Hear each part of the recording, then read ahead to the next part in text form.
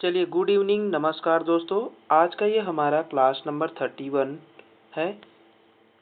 यह है हमारा क्लास नंबर 31 जिसमें हम पढ़ने वाले हैं डाल्टन विधि के बारे में।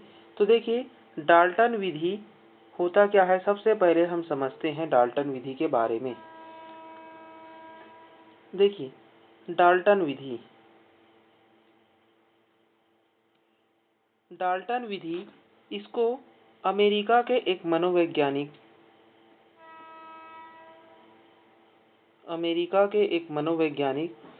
कुमारी हेलन पार्क हस्ट ने दिया है। किसने दिया है? कुमारी हेलन पार्क हस्ट ने प्रतिपादित किया है। कुमारी हेलन पार्क हस्ट।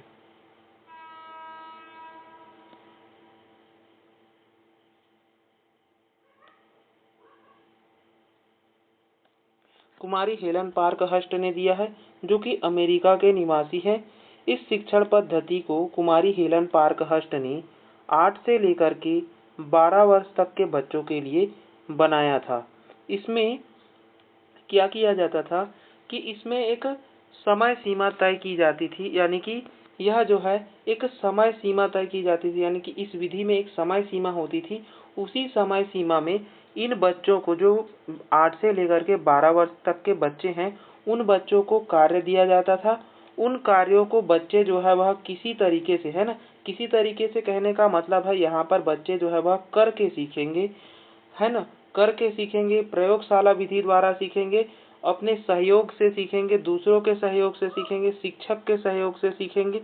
तो यहाँ पर जो कुमारी हेलन पार्क हस्ट है, उन्होंने इस शिक्षण पद्धति को 8 से लेकर के 12 वर्ष तक के बच्चों के लिए तो बनाया, लेकिन उसमें कोई भी समय सीमा का बाउंडेशन नहीं था कि मैं अगर इस कार्य को दे रही हूँ तो उस कार्य को उतने ही समय में करना ये जरूरी नहीं था, है ना। तो यहाँ पर समय सीमा का कोई बाउंडेशन नहीं था कि आप इस कार्य को इतने ही समय में करें। बच्चे को स्वतंत्र रूप से क्या कर दिया जाता था, छोड़ दिया जाता था। यानी कि कहने का मतलब है, स्कूल में ऐसे कार्य दे करके बच्चों को छोड़ दिया जाता था कि वो बच्चे जो है वह स्वयं उस कार्य को करके सीखे, है ना। यानी कि यह जो विधि है वो करके सीखने पर भी जोर देती है। चलिए देखते हैं क्या है। तो देखिए, जो डाल्टन विधि है इसके प्रतिपादक है कुमारी हेलन पार्क हस्ट, जो कि अमेरिका की रहने वाली है। इस विधि का अन्य नाम है स्वाध्याय विधि। स्वाध्याय कहने का मतलब है स्वतंत्र विधि, जिसमें हम स्वयं करके सीखते हैं। इस विधि को ठेकेदारी प्रथा भी कहा जाता था। क्यों कहा जाता था? क्योंकि इसमें जो समय सीमा है वो तय रहती थी। यानी कि समय सीमा जो प्रथा बनाई गई थी, यानी कि विधि बनाई गई थी, उसमें समय सीमा निश्चित होती थी कि इस समय सीमा तक ही जो हमारी विधि है वो चलेगी, है ना। इसलिए इसे हम क्या कहते हैं? ठेकेदारी प्रथा कहते हैं। फिर उसके बाद में फिर चेंज कर दिया जाता था, फिर इसको चलाया जाता था, है ना। तो देखिए, यह जो है इसमें 8 से लेकर के 12 वर्ष के बच्चों को शिक्षा दी जाती थी। इस विधि में बच्चे के क्षमता के आधार पर, यानी कि बच्चे जितनी क्षमता रखते थे उसी के आधार पर कार्यों का क्या कर दिया जाता था, बच्चों में बंटवारा कर दिया जाता था और बच्चे क्या करते थे? करके सीखते थे। यह व्यक्तिगत शिक्षण पद्धति है। यानी कि कार्यों का कैसे बंटवारा किया जाता था? प्रत्येक विद्यार्थी में अलग अलग प्रकार से कार्य को बांट दिया जाता था, जिससे बच्चे प्रयोगशाला के द्वारा बच्चे शिक्षा, है ना, यानी कि प्रयोगशाला के माध्यम से, यानी कि प्रयोगशाला कहने का मतलब है करके सीखते थे। यहाँ पर बच्चे जो है वह अनुसंधान को कैसे सीखते थे? करके सीखते थे, स्वयं करके सीखते थे। और शिक्षक जो है वह केवल यहाँ पर मार्गदर्शन का कार्य करते थे। आगे देखिए, इस विधि में बिना किसी पाबंदी के बच्चे जो है वह स्वतंत्र एवं सहयोगी सिद्धांत पर आधारित रहते थे। यानी कि एक दूसरे का क्या करते थे? यहाँ पर मदद करते थे। इसमें विद्यालय को बाल गृह समझा जाता था। यानी कि जो विद्यालय बनाया गया था उसको किस नाम से जाना जाता था? तो बाल गृह के नाम से जाना जाता था। ठीक है, ये मेन पॉइंट है, इसको याद रखेंगे। चलिए आगे देखते हैं। आगे है, इसमें बालक के ऊपर कोई विषय वस्तु, समय सारणी, स्थान का कोई प्रतिबंध नहीं था। यानी कि बालक के ऊपर कोई भी विषय वस्तु को जबरन नहीं थोपा जाता था, है ना। उसको दिया जाता था करने के लिए, वो कर पाए तो ठीक है, ना कर पाए तब भी ठीक है ना। लेकिन ज्यादातर बच्चे क्या करते थे, उस विषय वस्तु में कर पाते थे। क्यों कर पाते थे? क्योंकि पहले ही कहा गया है कि उनकी क्षमता के अनुसार ही क्या किया जाता था, कार्यों का बंटवारा किया जाता था, है ना। चलिए, तो ये थी हमारी छोटी सी विधि, डाल्टन विधि। एग्जाम के लिए इम्पोर्टेंट है। डाल्टन विधि में ये पूछा जाता है कि डाल्टन विधि के प्रतिपादक कौन है, तो डाल्टन विधि के प्रतिपादक जानते रहेंगे, कुमारी हेलन पार्क हर्स्ट हैं। ठीक है, वो कहाँ की रहने वाली है, तो अमेरिका की रहने वाली है। इस विधि का जो आयु सीमा है वो 8 से लेकर के 12 वर्ष है। ठीक है, प्रयोगशाला पर आधारित विधि है, ये बात भी जानेंगे। और स्वतंत्र बच्चे जो है वह करके सीखते हैं। चलिए आगे देखते हैं अगली विधि के बारे में। छोटी छोटी विधियां हैं लेकिन इंपॉर्टेंट विधियां है ना। देखिए अगली विधि हमारी अभिक्रमित अनुदेशन की है। देखिए अभिक्रमित अनुदेशन विधि क्या होता है, इसके जनक है B.F. स्किनर, जिसके बारे में हमने पहले ही पढ़ चुका है ना। इन्होंने क्या किया, इनका जो मुख्य उद्देश्य था वो क्या था, बच्चे को, है ना, बच्चे को जो भी विषय वस्तु है उस विषय वस्तु के ज्ञान को ढूंढने के लिए, कैसे ढूंढने के लिए, उस विषय के पर्टिकुलर जो अलग अलग महत्वपूर्ण बिंदु है ना, उनको ढूंढने के लिए यहाँ पर बच्चे को क्या किया जाता था, ट्रेंड किया जाता था। इसमें क्या होता था, जो विषय वस्तु है उसको छोटे छोटे टुकड़ों में बांटकर पढ़ाने का कार्य किया जाता था, जिससे पिछड़े बालक के लिए जो है यह उपयोगी रहता था। यानी कि यह जो अभिक्रमित अनुदेशन है, इसमें क्या होता था, जो पिछड़े बालक हैं, है ना, पिछड़े बालक कहने का मतलब है ये मंद बुद्धि बालक नहीं है, ये जो है शिक्षा में तो पहले सामान्य थे लेकिन किसी कारणवश ये जो है पीछे हो जाते हैं, है ना। तो कैसे पीछे हो जाते हैं, विषय वस्तु में इनकी पकड़ जो है वह धीरे धीरे कम हो जाती है, इसलिए हम इसे पिछड़े बालक कहते हैं। तो इनके लिए उपयोगी जो विधि बनाई गई थी वो बनाई गई थी अभिक्रमित अनुदेशन। इसमें क्या किया जाता था, उस विषय वस्तु को सिखाने के लिए छोटे छोटे टुकड़ों में बांट दिया जाता था और पढ़ाया जाता था। ठीक है, बालक बिना किसी समय सीमा के स्वतः गति से, है ना, सीखता है। यानी कि इसमें बच्चा जो है वह स्वयं की गति से सीखता है कि वो कितना कर पा रहा है। ठीक है, तो ये था हमारा अभिक्रमित अनुदेशन। इसमें हमें सबसे मेन पॉइंट है कि इसके जनक को याद करना, B.F. स्किनर। चलिए आगे देखते हैं अगली विधि। चलिए अगली विधि है इकाई, या फिर इसी को हम बेनिटिका प्रणाली के नाम से जानते हैं, इकाई विधि या बेनिटिका प्रणाली। इसके जनक है डॉक्टर कार्लटन वासबर्न, है ना। वासबर्न याद रखेंगे कि इकाई या फिर बेनिटिका जो प्रणाली है, पद्धति है, उसके जनक कौन है, तो वासबर्न है। ये कहाँ के रहने वाले हैं, तो अमेरिका के बिनेट शहर में इस विधि का प्रतिपादन किया है। मतलब ये अमेरिका के रहने वाले हैं, जिन्होंने क्या किया है, अमेरिका के एक शहर है बिनेट शहर, है ना, इसी बिनेट शहर में बेनिटिका प्रणाली का सिद्धांत दिया। इसलिए इसे हम बिनेट शहर में देने के वजह से ही इसका नाम जो है वह बेनिटिका प्रणाली पड़ा है। ठीक है, अगला पॉइंट याद रखेंगे, यह जो है व्यक्तिगत विभिन्नता पर आधारित एक शिक्षण विधि है। इसमें क्या किया जाता है, इसमें बच्चे को सबसे पहले लिखने का कार्य दिया जाता था, फिर बच्चे जो है वह धीरे धीरे लिखते लिखते क्या करते थे, पढ़ना सीखते थे। यानी कि इसमें बच्चों को क्या किया जाता था, जितना ज्यादा बच्चों को लिख सके, है ना, यानी कि लिखने का कार्य पहले कराया जाता था और पढ़ने का काम जो है वह बाद में कराया जाता था। देखिए ऐसा हमने एक बार और पढ़ा है, किसमें पढ़ा है ये आप कमेंट करेंगे, है ना। अगला है बच्चों को स्वतंत्र वातावरण में छोड़ दिया जाता था। यानी कि यह भी क्या है, एक प्रकार की करके सीखने वाली विधि है। अगला पॉइंट है बच्चों को इसमें ग्रेड दिया जाता था। ठीक है, यानी कि इसको हम ग्रेडिंग प्रणाली के नाम से भी जानते हैं। चलिए आगे देखते हैं अगली विधि के बारे में। अगली विधि है डेक्रोली विधि। डेक्रोली विधि के जनक है ओविड डे ठीक है, ओविड डे इसे 4 से लेकर के 19 वर्ष के विशेष बालकों के लिए बनाया गया है। अब आप जानते हैं विशेष बालक कौन होते हैं?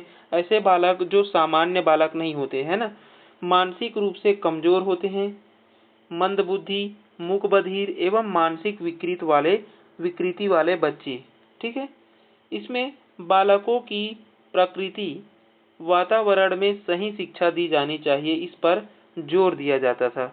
यानी कि बालकों को कैसी शिक्षा देनी चाहिए? प्रकृति के माध्यम से, यानी कि प्रकृति वातावरण से जोड़ करके बच्चों को सिखाया जाता था। ठीक है, विश्व की आवासीय विद्यालय की अवधारणा इसी विधि पर आधारित है। यानी कि विश्व में जितने भी आवासीय विद्यालय चल रहे हैं आज के डेट में, वो किस विधि के अंतर्गत चलते हैं? तो डेक्रोली विधि के अंतर्गत चलते हैं। ठीक है, यहाँ पर एक प्रश्न बन सकता है कि आवासीय विद्यालय जो है वह किस विधि से लिया गया है? तो डेक्रोली विधि से लिया गया है। ठीक है, चलिए आगे देखते हैं।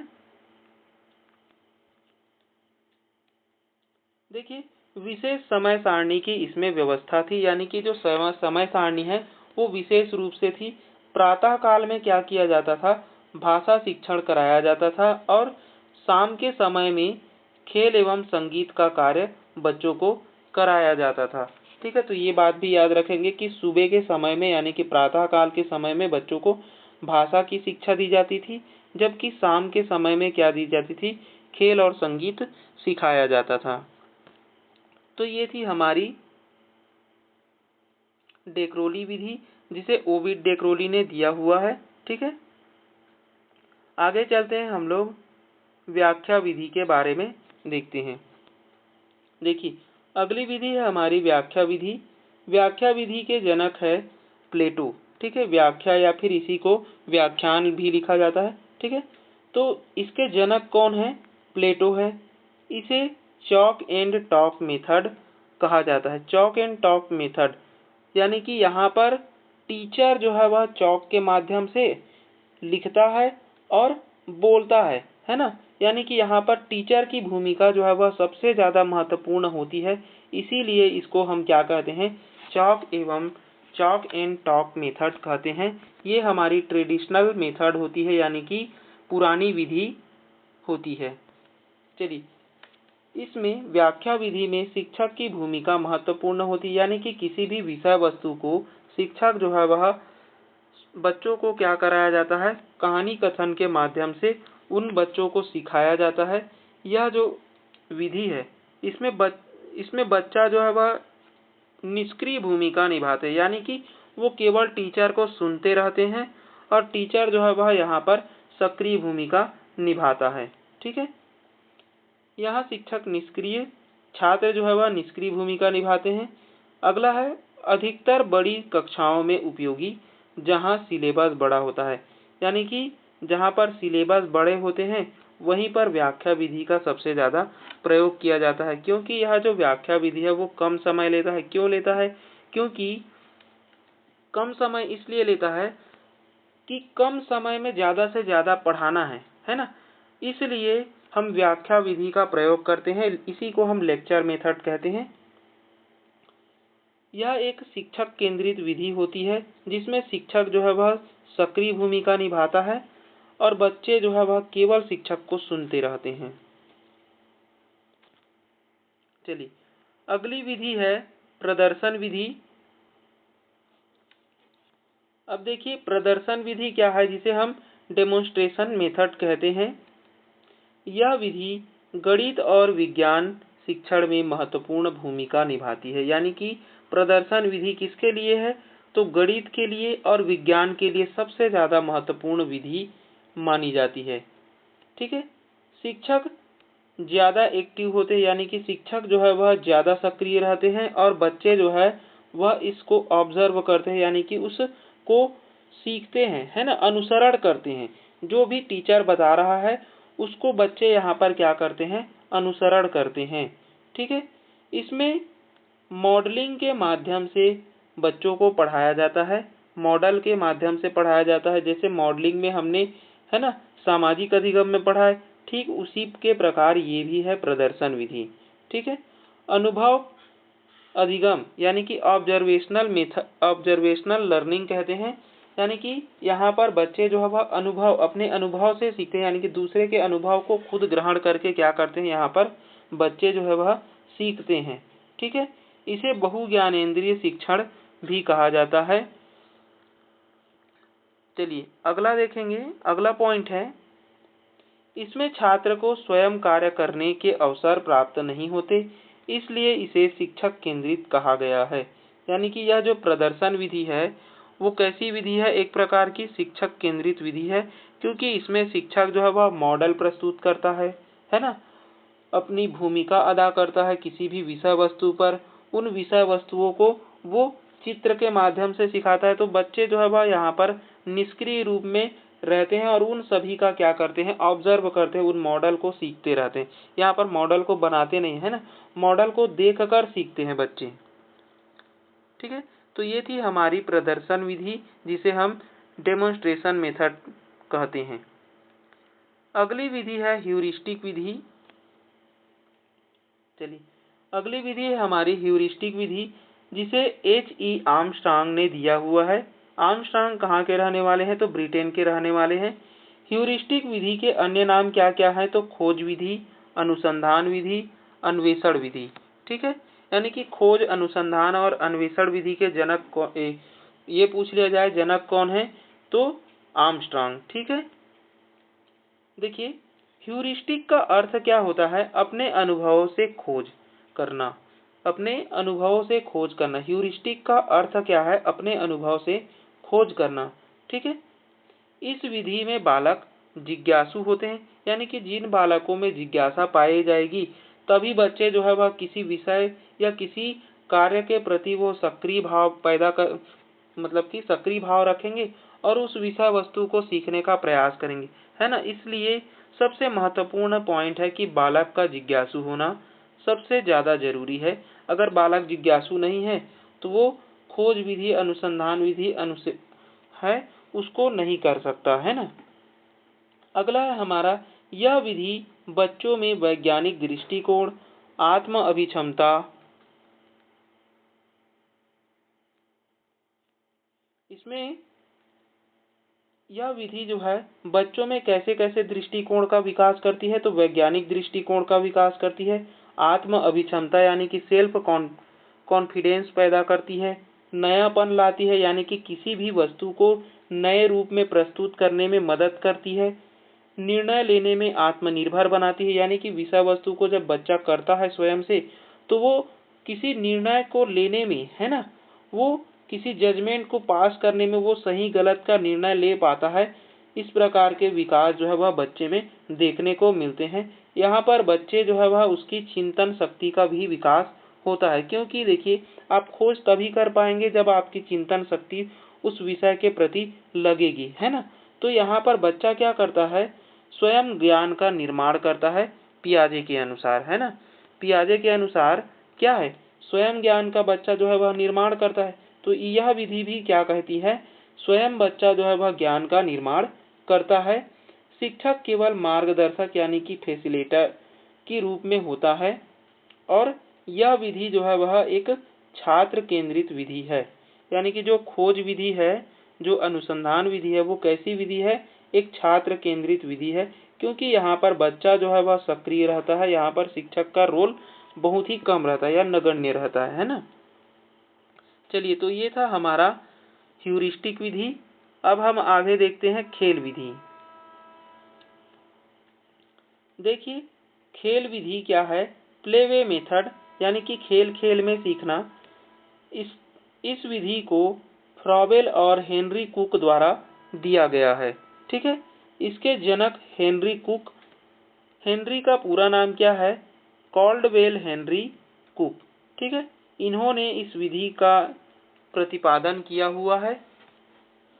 यह जो विधि है खेल विधि, यहाँ पर बच्चा जो है वह किसी खेल को, है ना, स्वयं खेलता है या किसी कार्य को स्वयं करता है और यहाँ पर वह उस कार्य को कर करके क्या करता है, उस विषय के प्रति दक्षता हासिल करता है, उसको सीखता है ना। तो ये एक करके सीखने वाली विधि है और बाल केंद्रित विधि है, क्योंकि बच्चा यहाँ पर स्वयं करके सीखता है ना, स्वयं उस खेल को खेलता है तब जा करके सीखता है। इस विधि में बच्चे के संज्ञानात्मक, शारीरिक, है ना, सभी पक्षों का क्या होता है, विकास होता है। तो ये था हमारा खेल विधि। अब आगे चलते हैं, खेल विधि की विशेषताएं देखते हैं। देखिए, खेल विधि की विशेषता क्या है, यह छात्रों को खुशी देता है, यानी कि यह एक आनंद की विधि कहलाती है जो खेल विधि है। दूसरा है अधिक से अधिक स्वतंत्रता, यानी कि फिजिकल वर्क यहाँ पर बच्चे करते हैं, यानी कि शारीरिक क्रिया जो है वह सबसे ज़्यादा जो है यहाँ करते हैं बच्चे। खेलना एक महत्वपूर्ण कारक होता है। यह सीखने की प्राकृतिक विधि है, यानी कि यह एक कैसी विधि है, नेचुरल मेथड है ना। बच्चा यहाँ पर स्वतंत्र रूप से वातावरण में रह करके सीखता है। चलिए आगे देखते हैं हम लोग प्रश्नोत्तरी विधि के बारे में। चलिए, प्रश्नोत्तरी विधि, क्वेश्चन आंसर मेथड क्या होता है, तो क्वेश्चन आंसर जो मेथड है इसकी शुरुआत जो है वह इसकी यानी कि इसके जनक जो है वो सुकरात है, इसलिए इसे हम सुकराती विधि के नाम से भी जानते हैं। ठीक है, तो प्रश्नोत्तर विधि सुकरात ने दिया हुआ है। प्रश्न छोटा होना चाहिए, यानी कि इसमें जो प्रश्न पूछे जाते हैं वो कैसा होना चाहिए, छोटा होना चाहिए। दूसरा है प्रश्न की भाषा सरल होनी चाहिए। तीसरा पॉइंट है पाठ की शुरुआत शिक्षण कार्य के पूर्व प्रश्न पूछा जाना चाहिए, यानी कि प्रश्न को कब पूछा जाना चाहिए।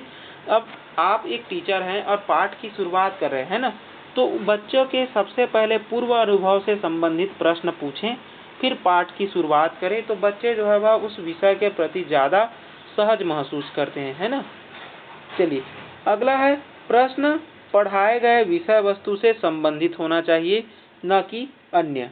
ठीक है, अगला पॉइंट है प्रश्न बच्चों के पूर्व ज्ञान से संबंधित होने चाहिए। ठीक है, यानी कि पाठ की जब शुरुआत कर रहे हैं तो कल अगर आपने जैसे कि कोई भी प्रकाश संश्लेषण के बारे में पढ़ाया, तो प्रकाश संश्लेषण से संबंधित आप सबसे पहले बच्चे से प्रश्न पूछ लें, फिर उसके अगले की जो क्लास होगी उसकी शुरुआत करें, है ना। या फिर जिस विषय की शुरुआत कर रहे हैं उस विषय से संबंधित कुछ प्रश्न भी पूछ सकते हैं बच्चों को। चलिए, तो ये था हमारा प्रश्नोत्तरी विधि जिसे सुकरात ने दिया हुआ। ये सबसे ज्यादा बार पूछा गया प्रश्न है कि प्रश्नोत्तरी विधि जो है वह किसने दिया है, तो सुकरात ने दिया हुआ है। ठीक है, चलिए आगे देखते हैं हम लोग मॉरिसन विधि। देखिए, मॉरिसन विधि छोटा विधि है, पूछा तो नहीं गया लेकिन पूछा जा सकता है, सीटेट में पूछा गया है। इसके जनक है H.C. मॉरिसन। यह विधि यूनिट कार्य पर बल देती है, यानी कि जो हम इकाई योजना बनाते हैं, है ना, सप्ताह भर के जो कार्य बनाते हैं उस कार्य बनाने पर ये जोर देती है मॉरिसन विधि। इस विधि में बच्चे को केवल निर्देशन दिया जाता है, यानी कि बच्चे को हम केवल निर्देश, एडवाइस दे सकते हैं। ठीक है, इंस्ट्रक्शन दे सकते हैं, किसी कार्य के प्रति जो भी निर्देश है उसको दे सकते हैं। चलिए, वो था हमारा मॉरिसन विधि। अब हम आगे पढ़ते हैं समस्या समाधान विधि के बारे में। देखिए, समस्या समाधान विधि क्या है, प्रॉब्लम सॉल्विंग मेथड। ठीक है, ये सबसे अच्छी विधि होती है प्रॉब्लम सॉल्विंग मेथड। इसमें बच्चों को एक समस्या दी जाती है जिसका समाधान स्टूडेंट खोजते हैं और ज्ञान को ग्रहण करते हैं, यानी कि प्रॉब्लम का सॉल्व कब करेंगे, जब आपके सामने कोई ना कोई एक प्रॉब्लम होगा तभी आप, यानी कि सबसे पहले बच्चे के सामने हम क्या रखेंगे, समस्या को रखेंगे। उस समस्या के प्रति बच्चा क्या करेगा, कार्य करेगा, और कार्य करके उस ज्ञान को सीखेगा जो उससे, उस समस्या से संबंधित उसको मिलेगा, है ना। इसमें शिक्षक बच्चों को समय विशेष पर हिंट देता रहता है, यानी कि शिक्षक जो है वह बीच बीच में क्या करेगा कि बच्चों को हिंट देते रहेगा ताकि बच्चे जो है वह उस कार्य को आसानी से कर पाए, है ना। चलिए आगे देखते हैं समस्या समाधान के स्टेप्स। तो देखिए, समस्या अगर हम समाधान कर रहे हैं तो उसके स्टेप्स बताए हैं एनसीईआरटी द्वारा। ठीक है, तो एनसीईआरटी ने क्या बताया है कि सबसे पहले बच्चा जो है वह, बच्चे को यदि आप समस्या दे रहे हैं तो सबसे पहले बच्चा आएगा, बच्चा सबसे पहले समस्या का चुनाव करेगा कि मैं इस समस्या को हल करना चाहता हूँ, तो उस समस्या को सबसे पहले वो चुनेगा। फिर उस समस्या को चुन लिया तो उस समस्या को जो भी हल करना है उससे संबंधित जितने भी उसको टूल्स चाहिए, है ना, जो भी सूचना चाहिए, जो भी निर्देश चाहिए, तो उन सभी को वो क्या करेगा, कलेक्ट करेगा। यानी कि सबसे पहले समस्या को उठाया, समस्या के लिए जो भी आवश्यक सामग्री है उसको लेगा, कलेक्ट करेगा, यानी कि उस सभी का संग्रह करेगा। ठीक है। फिर उस समस्या समाधान के लिए एक योजना बनाएगा कि मैं इस समस्या को इस तरीके से हल करूंगा। तो तीसरे स्टेप्स में वो क्या करेगा, उस टूल्स की माध्यम से वो योजना बनाएगा कि ये वाले टूल्स इस टाइम काम आएंगे, ये वाले टूल जो है वह दूसरे टाइम में काम आएंगे, ये वाले टूल जो है वह तीसरे टाइम में काम आएंगे, है ना। तो सबसे पहले बच्चे ने क्या किया, समस्या को लिया, समस्या के लिए उसने आवश्यक सामग्री पकड़ी, उस आवश्यक सामग्री के अनुसार उसने एक योजना बना ली कि समस्या को मैं इस तरीके से हल करूंगा। ठीक है। फिर उस समस्या को समाधान के लिए क्या करता है, वो करना शुरू कर देता है। ठीक है, मूल्यांकन करना शुरू कर दे। यहाँ पर मूल्यांकन का मतलब ये नहीं है कि यहाँ पर उसका मूल्यांकन बन गया। यहाँ पर मूल्यांकन का अर्थ यह है कि बच्चा जो है वह उस जो टूल्स बनाया है ना, वो सही सही बैठा है या नहीं उसको चेक करेगा, है ना। फिर उसको क्या करेगा, जब उसको चेक कर लेगा तो फिर वो क्या करेगा, उस समस्या को, उस समाधान को करना शुरू कर देगा। ठीक है, यानी कि क्रियान्वित करना शुरू कर देगा। ठीक है। फिर वो क्रिया करने के बाद में एक रिजल्ट आएगा, उस रिजल्ट का फिर वो क्या करेगा, पुनः मूल्यांकन करेगा। यानी कि अब वो एक रिजल्ट पा गया है, अब उस रिजल्ट का वो मूल्यांकन करेगा और मूल्यांकन करने के बाद में क्या करेगा, उस समस्या समाधान को पुनर्परिभाषित करेगा। यानी कि उस समस्या को उसने जिस तरीके से हल किया है उसको वो क्या करेगा, परिभाषित करेगा, उस पर विचार करेगा। ठीक है। तो इस प्रकार से समस्या समाधान के जो स्टेप्स हैं वो बनते हैं। तो कितने स्टेप्स बताए हैं एनसीईआरटी ने, तो 7 स्टेप्स बताए हैं समस्या समाधान की। ठीक है। क्या क्या बताए हैं, तो सबसे पहले चुनाव करना, दूसरा है संग्रह करना समस्या के जो भी आवश्यक सामग्री है उसको, फिर है योजना बनाना, फिर योजना का मूल्यांकन करना, योजना का मूल्यांकन करने के बाद में योजना का क्रियान्वयन करना, फिर योजना का क्रियान्वयन करने के बाद में पुनः योजना का क्या परिणाम यानी कि निष्कर्ष पर पहुंचना, निष्कर्ष पर पहुंचने के यानी कि निष्कर्ष या जो भी रिजल्ट निकला है उसका हम क्या करेंगे, मूल्यांकन करेंगे। मूल्यांकन करने के बाद में हम उस पर पुनः चर्चा करेंगे, यानी कि उस पर चर्चा करेगा वो बच्चा बाद में। ठीक है, लास्ट में। तो ये थी हमारी समस्या समाधान के स्टेप्स जो कि बहुत बार पूछा गया है। चलिए आगे देखते हैं अनुक्रिया समुच्चय।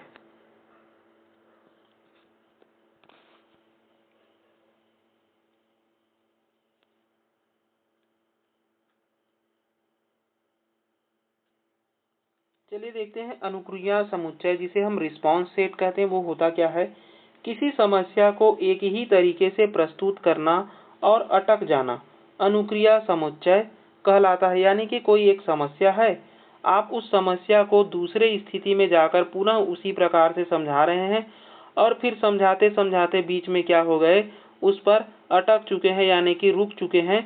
तो ऐसे सेट्स को ही हम क्या कहते हैं, अनुक्रिया समुच्चय कहते हैं। यानी कि किसी समस्या का एक ही तरीके से प्रस्तुत करना और अटक जाना ही क्या कहलाता है, अनुक्रिया समुच्चय कहलाता है, रिस्पॉन्स सेट कहलाता है। यानी कि एक ही तरीके से पढ़ना और बार बार फेल हो जाना इसका उदाहरण है।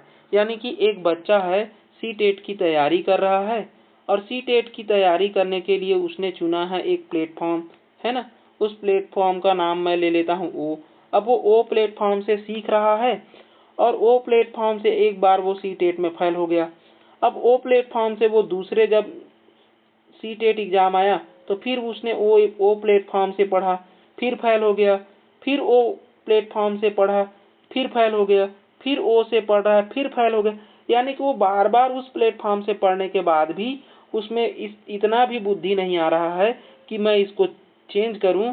तो इस प्रकार से जो समुच्चय बन जाएगा, इसका जो सेट बन जाएगा, इसी को हम क्या कहेंगे, अनुक्रिया समुच्चय कहेंगे। ठीक है। चलिए आगे देखेंगे अभिसारी चिंतन के बारे में। देखिए अभिसारी चिंतन ये समस्या समाधान का ही एक पार्ट है। अपसारी चिंतन क्या है, तो अपसारी चिंतन हम ऐसे चिंतन को कहते हैं जो किसी समस्या के अनेक पक्षों की ओर जोर देता है। यानी कि समस्या के कितने पक्ष को देखा जाए, एक से अधिक पक्ष को यदि देखा जा रहा है तो उसको हम क्या कहेंगे, अपसारी चिंतन कहेंगे। उत्तम समस्या का समाधान के लिए, यानी कि किसी भी बड़ी से बड़ी समस्या का अगर आपको समाधान करना है तो रिस्पॉन्स सेट में क्या करना होगा, कमी लानी होगी। यानी कि जो रिस्पॉन्स सेट है उसमें कमी करनी होगी और अपसारी चिंतन करना पड़ेगा, है ना। यानी कि जो C-टेट के लिए उसने ओ प्लेटफॉर्म पढ़ा था, ओ प्लेटफॉर्म के साथ साथ उसे और भी 2-3 प्लेटफॉर्म पढ़ने चाहिए, है ना। अलग अलग प्लेटफॉर्म पढ़ने चाहिए जिसमें R हो, S हो, N हो। तो इस प्रकार से अलग अलग प्लेटफॉर्म उसको पढ़ने चाहिए, तब जा करके क्या होगा, उसका अभिसारी चिंतन होगा और जो रिस्पॉन्स सेट है उसमें कमी आ जाएगी और बच्चा जो है वह C-टेट को आसानी से पास कर जाएगा। ठीक है, चलिए आगे देखेंगे हम लोग पश्चगामी कार्यकारी युक्ति।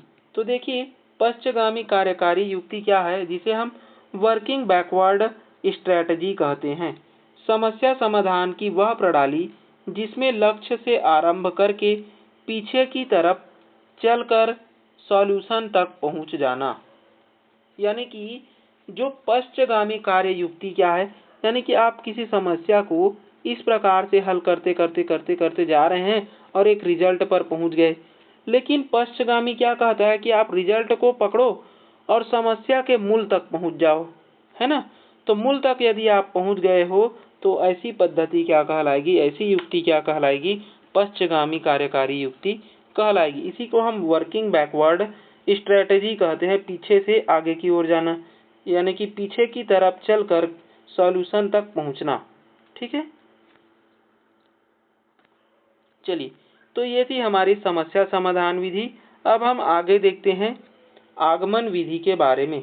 आगमन विधि और निगमन विधि, है ना, दो विधि है जो सबसे ज्यादा महत्वपूर्ण होता है। तो देखिए सबसे पहले आगमन विधि के बारे में जानते हैं। आगमन विधि जिसे हम इंडक्शन मेथड कहते हैं, इसे अरस्तु ने दिया हुआ है।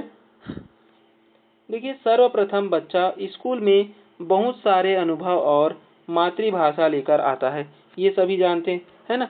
यानी कि एक बच्चा है जो प्राइमरी क्लास में आ रहा है, तो प्राइमरी क्लास में आ रहा है तो बच्चा कोरा होगा क्या, नहीं होगा, है ना। उसने अपने माता पिता, अपने आस पड़ोस, अपने भाई बहन, अपने दादी दादा से कुछ चीजें सीख चुका है पहले से, है ना। यानी कि उसने पहले से ही अनुभव ग्रहण कर लिया है। उसके बाद कहाँ आ रहा है, वो स्कूल में आ रहा है ना। यानी कि बच्चे के पास में स्वयं का क्या है, एक अनुभव है। ठीक है, इसमें उदाहरण तथा प्रयोग का अध्ययन करके नियम निकाले जाते हैं। यानी कि जो आगमन विधि है इसमें हम क्या करते हैं, तो बहुत सारे बच्चे को उदाहरण देते हैं, उस उदाहरण के माध्यम से बच्चे को एक नियम की ओर हम ले जाते हैं। जैसे कि मैं कहूँ कि यह एक डिब्बा है ना। डिब्बे को मैंने काटा तो क्या बन गया, 4 और डिब्बा बन गया। डिब्बे को मैंने और काटा तो बहुत सारे डिब्बे बन गए, है ना। तो इन डिब्बों का जो समूह है उसको हम क्या कह रहे हैं, तो ये जो डिब्बे का जो समूह है ना, ये क्या बन गया हमारे लिए, बहुत सारे वर्ग बन गए या फिर आयत बन गए, है ना। तो आयतों का एक क्या हो गया, छोटे छोटे छोटे छोटे ब्लॉक बन चुके हैं, है ना। तो एक बड़े आयत को जब हम छोटे छोटे आयत में बांटते हैं तो वो भी कहीं ना कहीं छोटी छोटी इकाइयों में बढ़ जाता है ना। तो इस प्रकार से मैं बच्चे को उदाहरण देकर बच्चे को सिखा रहा हूँ और एक नियम की ओर ले जा रहा हूँ। तो ऐसी विधि को क्या कहेंगे हम लोग, आगमन विधि कहेंगे। आगमन विधि जो है वह सबसे ज्यादा यूज होता है आपके गणित में, है ना। किसमें यूज होता है, गणित विषय में। गणित विषय में बच्चे को सबसे पहले सिखाने के लिए हम बहुत सारे उदाहरण देते हैं, उदाहरण के माध्यम से बच्चे को सिखाते हैं, है ना। तो जो आगमन विधि है छोटे बच्चों के लिए सबसे ज्यादा उपयोगी होता है, गणित शिक्षण में उपयोगी होता है। अब ऐसा नहीं कह सकते कि बड़े के लिए उपयोगी नहीं है ना, बड़े के लिए उपयोगी है, लेकिन सबसे ज्यादा किसके लिए उपयोगी है, तो छोटे बच्चों के लिए उपयोगी है। ठीक है, प्राइमरी क्लास के लिए उपयोगी होता है, यानी कि छोटे बच्चों के लिए उपयोगी होता है। यह शिक्षण विधि छात्र केंद्रित विधि होती है, यानी कि छात्रों के जो हित है उसको ध्यान में रख करके बहुत सारे उदाहरण दिए जाते हैं। फिर उन उदाहरणों को लेकर के हम एक निष्कर्ष यानी कि एक नियम की ओर चलते हैं। तो ये क्या हो जाता है, हमारा आगमन विधि हो जाता है, क्योंकि यह विधि विद्यार्थी को करके सीखने पर बल देती है। चलिए आगे देखते हैं, आगमन विधि के तर्क क्या क्या हैं। तो देखिए, आगमन विधि के जो शिक्षण सूत्र है, जिसे हम तर्क कह रहे हैं ना, शिक्षण सूत्र क्या क्या है, तो उदाहरण से नियम की ओर जाना, है ना, स्थूल से सूक्ष्म की ओर जाना, यानी कि बच्चे को पहले मैंने स्थूल वाली जो चीज है उसको बताया, यानी कि बड़ी बड़ी चीजों को सबसे पहले बताया। फिर बड़ी बड़ी चीजों को जब हम छोटे छोटे ब्लॉक में काट देते हैं तो वो सूक्ष्म की ओर जाता है। तो ये हो गया हमारा स्थूल से सूक्ष्म की ओर। इसी विधि को हम विशिष्ट से सामान्य की ओर कहते हैं। विशिष्ट क्या होता है, जैसे कि छोटे एक पेड़ है ना, एक मैं पेड़ मान रहा हूँ, ये एक मेरा पेड़ है। तो पेड़ के बहुत सारे टहनियाँ हैं, टहनी में पत्ते हैं, पत्ते में फूल है, फूल में फल है। तो मैं सबसे पहले ये फल ले लिया, बच्चे को फल के बारे में बताया।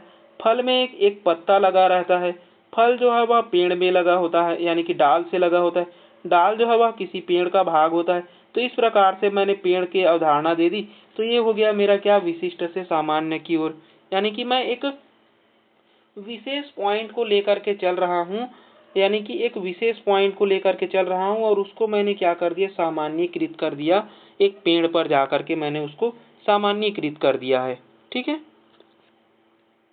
चलिए अगला है, इसे ज्ञात से अज्ञात की ओर भी कहते हैं। जो आगमन विधि होती है वो ज्ञात से अज्ञात की ओर भी होती है, यानी कि हम बच्चों को सबसे पहले जो जानने वाली वस्तु है उसको पहले सिखाते हैं, फिर उसको उस जानने वाली वस्तु को सिखाते सिखाते उसी की सहायता से हम उसको अज्ञात की ओर ले जाते हैं, है ना। अगला है मूर्त से अमूर्त की ओर, यानी कि मूर्त यानी कि जो देखी जाने वाली वस्तु है उसको सबसे पहले सिखाते हैं, फिर बच्चे को अमूर्त यानी कि अवधारणा काल्पनिक सोच की ओर बच्चे को हम ले जाते हैं। ठीक है, अगला पॉइंट है प्रत्यक्ष से प्रमाण की ओर, यानी कि सबसे पहले हम प्रत्यक्ष रूप में बच्चे को बताएंगे कि ये एक पेड़ है, फिर उसको प्रमाण देंगे कि ये पेड़ क्यों है, क्योंकि पेड़ में पत्ते होते हैं, पेड़ में फल होते हैं, फल को हम खाते हैं ना। तो इस प्रकार से हम उसको प्रमाण देंगे। तो प्रत्यक्ष से प्रमाण की ओर भी इसी के अंतर्गत रहता है। ठीक है, अगला है हमारा निगमन विधि। तो देखिए निगमन विधि क्या है, इसे भी अरस्तु ने दिया है, यानी कि आगमन और निगमन विधि को किसने दिया है, तो अरस्तु ने दिया है। इस विधि को सर्वप्रथम विद्यार्थियों द्वारा, यानी कि इस विधि में सब विद्यार्थियों को कैसे सिखाते हैं, सबसे पहले हम नियम सिखाते हैं, फिर नियम का ज्ञान देने के बाद में हम उसको कहाँ तक ले जाते हैं, उदाहरण की ओर ले जाते हैं। यानी कि यहाँ पर बच्चे को सबसे पहले नियम सिखाया जाता है, फिर उन नियम की सहायता से बहुत सारे उसको उदाहरण दे दिए जाते हैं। यह जो है वह शिक्षक केंद्रित विधि होता है, जबकि आगमन विधि कैसी है, छात्र केंद्रित है, और निगमन विधि कैसी है, तो शिक्षक केंद्रित है। ठीक है, इसमें शिक्षक ही सारे नियम सिखाते हैं, यानी कि शिक्षक ही बच्चों को यह बताता है कि यह एक नियम है, इस नियम के अनुसार हम कुछ प्रमाण या सत्य के लिए कुछ उदाहरण देंगे, है ना। तो इसका जो तर्क है, शिक्षण सूत्र है, वो क्या क्या होता है वो देखते हैं। तो देखिए तर्क प्रमाण से प्रत्यक्ष की ओर, यानी कि जस्ट उससे उल्टा होगा ये, प्रमाण से प्रत्यक्ष की ओर। अब हम प्रमाण पहले देंगे बच्चे को, है ना, फिर उसको प्रत्यक्ष की ओर ले जाएंगे। सूक्ष्म से स्थूल की ओर, यानी कि सूक्ष्म अवधारणा पहले दे देंगे बच्चों को, फिर उसके बाद में उससे संबंधित स्थूल की ओर उसको ले जाएंगे। सामान्य से विशिष्ट की ओर, यानी कि हम बच्चे को सबसे पहले एक पेड़ की अवधारणा दे देंगे, फिर पेड़ के उन सभी भागों को बताएंगे, बच्चे को उस विशेष भागों को बताएंगे जो पेड़ से जुड़े हुए हैं, जैसे कि तना हो गया, पत्ती हो गया, फल हो गया, फूल हो गया, है ना। तो ये उसके विशिष्ट भागों को हम बच्चों को बताएंगे।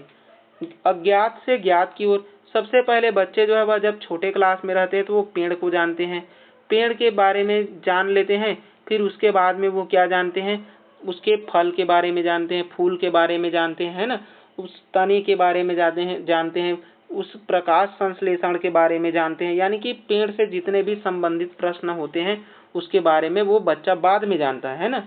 तो ये क्या हो गया, हमारा सामान्य से विशिष्ट हो गया। अज्ञात से ज्ञात की ओर, यानी कि अज्ञात से ज्ञात की ओर, यानी कि यहाँ पर बच्चा पहले अज्ञात है, फिर उसको हम उस जानने वाली वस्तु की ओर हम ले जा रहे हैं। ठीक है। नियम से उदाहरण की ओर, अमूर्त से मूर्त की ओर, यानी कि ये जस्ट आगमन विधि का उल्टा होता है निगमन विधि। ठीक है। चलिए आगे हम देखते हैं आगमन और निगमन विधि के चरण। तो देखिए आगमन विधि में क्या किया जाता है। आगमन विधि में सबसे पहले उदाहरण दिया जाता है, फिर उन उदाहरणों की तुलना की जाती है, यानी कि किसी दूसरे उदाहरण से उसमें तुलना करी जाती है, फिर उस तुलना से संबंधित एक नियम बनाए जाते हैं, फिर वो नियम बन जाने के बाद में उसका हम क्या करते हैं, परीक्षण करते हैं। ठीक है। और निगमन विधि के जो चरण है उसमें क्या करते हैं, तो सबसे पहले बच्चों को नियम का ज्ञान दिया जाता है, फिर इस नियम का हम किसी विषय या विषय वस्तु पर प्रयोग करते हैं, फिर उस विषय वस्तु पर प्रयोग करने के बाद में कोई ना कोई एक रिजल्ट आता है, यानी कि डाटा आता है, फिर उस डाटा का हम क्या कर लेते हैं, सत्यापन कर लेते हैं, यानी कि उसके उदाहरण पेश करते हैं कि यह एक अब सत्यापित हो गया है ना। चलिए अब हम देखते हैं आगमन विधि के गुण और निगमन विधि के गुण क्या क्या है। आगमन विधि मनोवैज्ञानिक विधि है। ठीक है। आगमन विधि को हम खोज प्रवृत्ति पर आधारित विधि मानते हैं, यानी कि इसमें बच्चे को हम करके सीखने के लिए, है ना, तो करके जब सीखेगा तो बच्चा जो है वह खोज प्रवृत्ति की ओर क्या हो जाता है, निर्दिष्ट हो जाता है। अगला तीसरा है छोटी कक्षाओं में उपयोगी है। व्याकरण की वैज्ञानिक विधि भी कहलाती है। आगमन विधि से बालकों में तर्क शक्ति का विकास होता है। ठीक है। अब निगमन विधि में क्या होता है, तो निगमन विधि समय और श्रम का कम लागत होता है, यानी कि नियम बता देते हैं, फिर उस नियम से संबंधित प्रश्न लगवा देते हैं, तो समय कम लगता है ना। स्मरण शक्ति का पर आधारित है, यानी कि बच्चे जो है वह उच्च मानसिक क्षमता रखेंगे तभी बच्चे जो है वह निगमन विधि से पढ़ पाएंगे, है ना। बड़ी कक्षाओं के लिए उपयोगी होता है। इसके माध्यम से क्रमबद्ध ज्ञान और नवीन समस्याओं का समाधान किया जाता है, यानी कि निगमन विधि में नियम के अनुसार ही चलते हैं, क्रमबद्ध तरीके से हम चलते हैं। ठीक है। पांचवा पॉइंट है निगमन विधि के द्वारा स्मरण शक्ति का विकास होता है। किसका विकास होता है, स्मरण शक्ति, चिंतन शक्ति का विकास होता है।